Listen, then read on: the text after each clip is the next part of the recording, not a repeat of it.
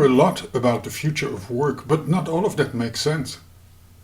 I'm very curious about the future of work and especially how technology can support making that happen, because there will be a lot of challenges. To get the real answers, I invited Indy Gregg, CEO and founder of WEDO, UPFRONT and PERSONAL.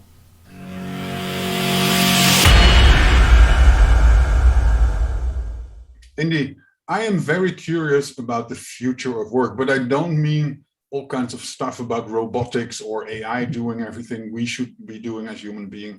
I am more curious about enabling the future of work. What is your take on that? Well, I think that, over the next 5 years and certainly the decade, more and more people will be solopreneurs and they'll be transacting differently than they do right now.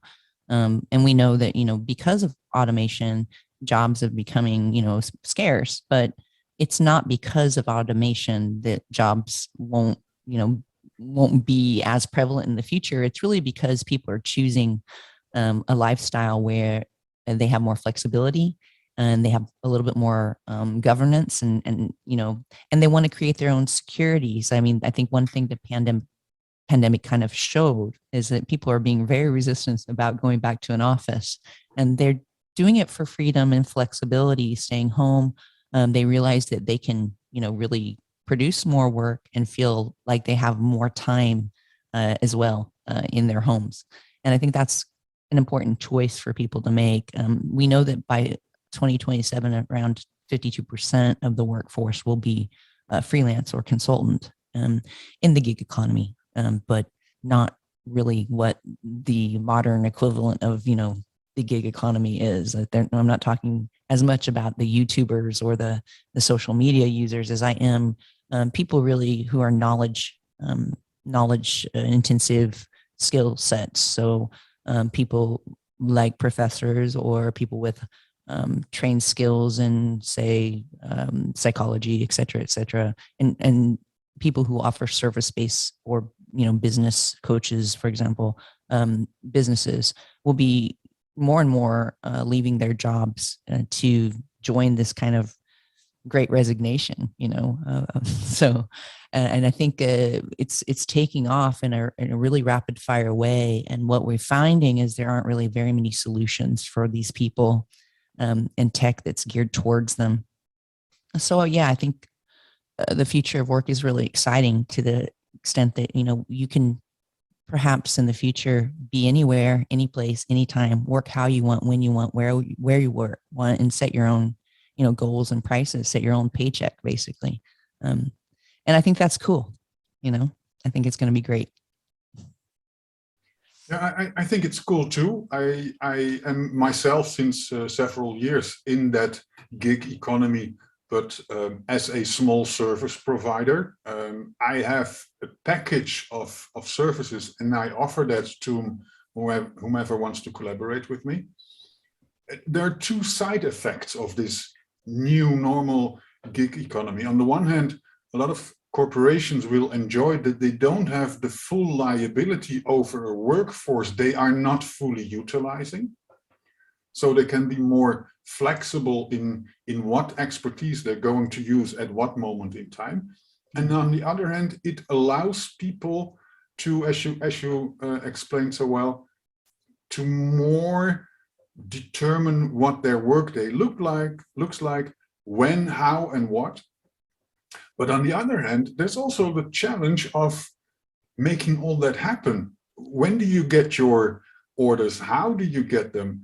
Mm-hmm. The thing that I'm for myself, for example, struggling with, there are weeks when I have more orders than I can actually handle. Mm. And there are weeks where I'm like, okay, somebody could call me now. I would appreciate that, right? Mm-hmm. This unbalance. Mm-hmm. How are we going to get that organized in this new normal gig economy? Well, I think now that we have really highly powerful communication systems and artificial intelligence and machine learning that can actually program and pick up people who can exchange in real time. So a client who has what they need finds you because they're going to be suggested, hey, you're looking for this. These are, the top 50 people for you to thumb through or see, swipe left, swipe right, basically, right? But what we can do is schedules and availability. So calendars, and one of the base systems of the internet. We work in time. So calendars and availabilities being shareable means that creating those systems and those algorithms to connect people really rapidly to fill those gaps will create a more fluid workforce for everyone. And then when you're over your limit, you won't take that work, and then you rotate that through a cycle. And of course, your returning customers are the ones you want to keep happy for longer. And then automating those invoices and that payment system, and that the whole communication affect that 360 degrees of how you communicate, share files, share knowledge, share, sell and provide your services, becomes more streamlined for the freelancer. And that kind of an aggregate effect on actually you be almost collaborating with your competitor, because time is time, for people who are service-based. It's, you can't leverage time. That's one thing that's really difficult to leverage if you're a one to one or one to many. And the only way to leverage that is to increase the audience for that time, or use video and other audio, or upsell with products, digital or physical product. However, I think that what this does is it creates opportunities for people that they never could have dreamt of, say, 20 years ago. And even just the way we're communicating right now is proof of that. Being able to take payments in real time, schedule your life the way according to you, and not work for the man. I think that's just a wonderful future for humans. And as we automate going forward, it doesn't mean there's going to be a lack of jobs. It's just the way we work will change. And I think we're seeing that already. Yeah, we also saw that in the past. I always love to use the example of robots. When the first robots and the first industrial automation was rolled into factories, everybody was upset that they would lose their jobs. And what we in reality have seen is an entire industry created with well-paid jobs for the industrial automation, for the robots. And a lot of that hazardous labor, which is really, really unhealthy, is taken away from people and now done by robots and by conveyors and by all kinds of automation. So that wave of losing jobs never happened. There was a shift in jobs, and there was a shift towards service and quality, etc., etc. And the quality of life of those people working in the factories have improved significantly. So I assume that we will see similar things, and we already see those trends with all the automation. And I also believe that we will be much more able to have a fairer split of when I work based on the salary. So I get a monthly pay in a fixed number, and my services are sold by the company I work for a significantly higher amount, right? And when I do that same thing as freelancer, and instead of for one company, maybe for 10 companies, we already see that there is a much fairer split of that margin, that profit that is made on the outcome of my work. And yes, it includes risks. We also should not ignore that, because there's no guarantee that you have the same volume next year. So you have to really actively work on that. How do you see the capabilities of technology in solving, I think, what every freelancer I speak to, and I have the same experience myself as well. While I'm working on the project, I need to also focus on acquiring the next orders. And that's a challenge. How can tech support with that? Well, I think that's part of the system. If you, if we can build, and this is what we're doing theoretically ourselves, I guess I should say this is what we're doing. Building an algorithm that helps you, look at your future work, like your month, your time, and fill those gaps, and to guarantee a flow guarantees maybe not the best word, but that, that you would be able to select from a list of potential clients and choose who you would like to work with. And if you don't choose them, then they bypass you and go to the next person, or, but you can create a flow when you aggregate enough people and do that in real time. So instead of you going out and fishing and paying a SaaS to find those clients, they're coming to you because your talent, knowledge, and skills globally is important to them at that moment in time. So real-time service providing that fills those gaps gives you more flexibility. And it doesn't necessarily need to be just your one skill set. A lot of people have multiple skill sets, and you can fill those spaces and find probably clients that you would never have dreamt of having before in a lot of instances. And I think it makes it very colorful and makes your job very exciting. Nothing, every day is different. It's not mundane, but it takes away the struggle of trying to find those clients when you can automate. And we have the big World Wide Web. We'll going into Web3 soon. And I think the future of actually automating those processes with the right algorithms, matching people, and going through that whole aggregation and technological system, it will improve over time, as all artificial intelligence does. But there's a human side of it too, because you get to choose. And in a day job, you don't get to choose that much. So that's definitely a significant benefit. One of the things I do for my clients is business development, but the strategic business development. So I'm not into direct sales or stuff. I developed a relationship that by the time that they have a demand, they will know who's on the radar screen, and they will know who to talk to.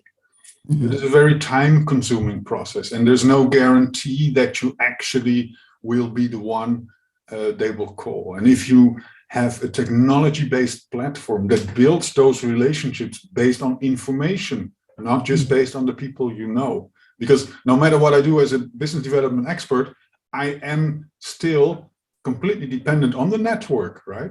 And if you have information and data, and you have evaluations, and technology brings that to you, that will make the process for both sides so much easier and so less time consuming. Even from a personality point of view, matching people, there's always going to be human in the loop. You will always be a human in the loop that chooses who you would like to work with versus, something that's completely automated. But facilitating that is certainly very important. And I think, it creates a barrier. It creates fear for people who otherwise would be able to thrive as freelancers or consultants or service providers. And they stick to a job that maybe they don't even like. And that's a horrible existence. You spend so much time in work. Why do that? But again, people do that because they need that subsistence. They need to live. If we can change that and have more people doing what they love, what they care about, and gravitating and removing those barriers, we'll have a lot happier societies, I think. I'm convinced that we can achieve that. But the most important part for me is always the value creation for the individual, the value creation for the organizations. And I'm really excited and looking forward to your perception of the future of work, which is technology enhancing the lives of people. What if an individual says, no, I don't want to go into the freelance. I want to know what I do 2 months from now, and I want to know what I do 3 years from now. For me, that would be a horrible vision, but there are still many people who enjoy that. Can we also do something for them in maybe a side job, or maybe something in addition to what they have as a fixed income? Yeah, I think so. I think everyone has the right to, decide if they want to create a side hustle or become a solopreneur themselves. But we can also enhance the future of work in terms of how people run their payroll. I think in the future, we're going to have a lot more fractional employees where you will have more free time, where you might have 2 really cool jobs, or you may be working fractionally because the company only needs your resources for a limited amount of time, although it's a long-term project and a long-term employment agreement. And I think that that's actually really cool because it will, I believe, give people time to develop their side hustles and to have something to fall back on in case that, companies, technology is changing by the week, really. And the way companies are opening and closing, is very rapid pace today in today's world. And so there's no real guarantee other than if you work, as a functionary in the government, there's no real guarantee any of these doors are still going to be open, or if your expertise may become redundant, then upskilling yourself and taking that time to actually develop more skills and perhaps, start a new career path is more and more important. In the future, I think more of us are going to be extremely flexible with the way we learn, and we're going to need to learn more and more and upskill more often. And I think that the people who are prepared to do that are going to be the ones who thrive in a knowledge-based society. And I also think in the future, we're going to have a situation where we reach kind of a base level when societies start to recognize that everyone needs a home, everyone needs food, water, shelter. We're going to start taking care of our people because we're going to reach a point where we can afford to do that and create bridge that disparity gap completely. And that gives people opportunity when you're not worried or anxious about their base subsistence. They have a lot more leverage in their life to create and be the creative person that they were born to be. And I think that's essential to how we are as for the future of humans in general. That is a beautiful picture of a future where we can go to, where the people are taken care of and that they have the opportunities to do more than just the basics. We're getting ripped off in society. Like we have people being born every single day by the minute who have amazing talents. And some of those never come to light. Like, why are we doing that? We've probably missed the next Einstein. We've probably missed the next, whoever, Elon Musk, or, that brilliance because of the system that we've created, where we create this disparity, where we create this negative spiral in society. We need to build that the other way around. We're missing out. We got to fix it. And the time to fix it is now. Definitely. I think one of the outcomes of this pandemic is that forced, unfortunately, but we have changed the way we think about work. We have changed the way we think about our obligations towards the company we work for. And that is positive and negative, but we have changed that. Mm-hmm. There's another part which I always think about when I talk about future of work and when I hear others speaking about that. This problem that started somewhere around the change of the millennium, the ageism that got further and further and further, corporations wanting to have that optimal workforce between 25 and 40. That's what they hire. They slowly motivate people to leave who are outside of that window. Are we creating with the gig economy in a new and fairer way? Are we creating opportunities for people over 50, or are we creating problems for people over 50? Look, if you're looking for an expert, do you look for someone who's 25 years old, or do you go to somebody who's got a few gray hairs? You know what I mean, right? And I think that the thing about what's beautiful about this is you have more command of your time. The older that you get, you realize how important your time is, that there's a big value to your time. And, giving people that flexibility where they're not tied to a job and they can perform, and it's easy, because let's face it, people who are over 50 probably didn't grow up with a computer in their hand when they were 1 year old or 2 year old, right? You didn't have an iPad when you were a kid. I certainly didn't myself. I'm over 50 myself. But at the same time, we gave birth to technology. It was our generation who basically created the internet and the computer and a lot of other technologies. And so you have a long-term expertise curve with people who are over 40, are over 50. And although, to the younger generation, they may seem to be dinosaurs, they're not. They're actually the valuable people who have expert knowledge and skills, who you want on your advisory board when you're a startup, who you want to, you want for that wisdom because they've been through those channels of the, how human resources are run, et cetera, et cetera, et cetera. So I think there's a lot of possibilities for people who are, and even people who have soft skills, who've worked in specific industries, they still have that experience curve that you don't get unless you have some gray hairs.